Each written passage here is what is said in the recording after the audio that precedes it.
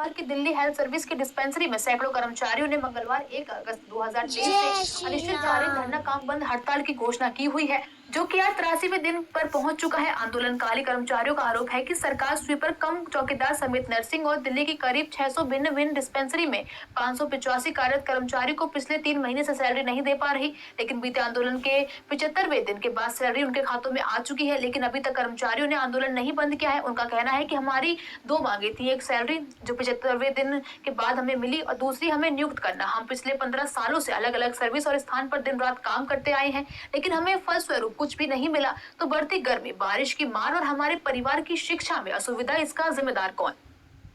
हम लोगों की मांगे सिर्फ इतनी है, एक तो हमारी नियमितीकरण को लेके मांग है, दूसरा हमारी 4 महीने से सैलरी नहीं मिली थी उसको लेके थी। सैलरी रिसेंटली अभी हमारे अकाउंट में आ चुकी है, लेकिन नियमितीकरण को लेके हम लोगों की मांग है। और नियमितीकरण कुछ हम लोगों का इस प्रकार है कि हम लोग पिछले 15 साल से दिल्ली सरकार की विभिन्न डिस्पेंसरियों में काम कर रहे हैं, जिसमें नर्सिंग अटेली, स्वीपर कम चौकीदार, हमारी तादाद टोटल 585 की है। और हम लोग सरकार के आश्वासन, कई बार सरकार ने हमें आश्वासन दिया कि हम लोग आपको पक्का करेंगे, लेकिन अभी तक हम लोगों को पक्का रेगुलाइजेशन नहीं किया गया। जबकि केजरीवाल सरकार जब 2015 में बनी थी, उन्होंने अपने मैन्युफैक्चर में भी ये बात कही थी कि दिल्ली में जब मेरी सरकार बनेगी तो मैं दिल्ली के सारे कच्चे कर्मचारियों को पक्का करूंगा। लेकिन आज तक हमारे साथ शोषण होता आया है और अभी तक भी हमारे साथ शोषण होता आ रहा है। लॉकडाउन लगा हुआ था, कोई कार नहीं चल रही थी, कोई कन्वेंस नहीं थी। हमें जहां बोला गया हम पैदल चल चल के 5-5 किलोमीटर अपनी ड्यूटियां करी। सोचिए उस वक्त पे जब कोई किसी को हाथ लगा के राजी नहीं था, उस टाइम पे हमने लोगों की जान बचाई है। और हम पे गवर्नमेंट उस टाइम पे मतलब फूलों की वर्षा कर रही थी।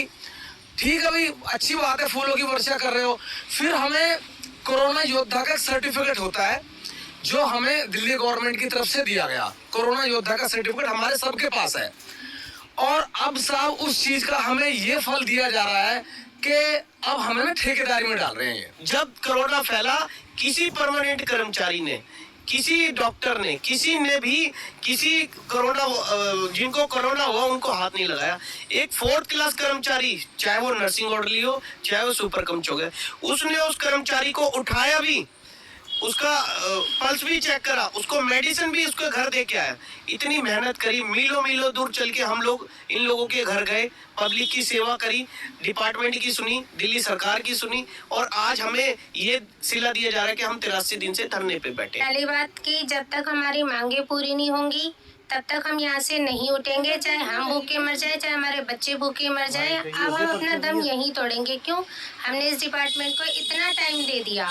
जब इसको जरूरत पड़ती है सरकार को, हमारी बाढ़ आई, बाढ़ में ड्यूटी लगा दी, कोविड आया, कोविड में ड्यूटी हमारी लगा दी, कावड़ सेवा में हमारी ड्यूटी लगा देते हैं ये लोग।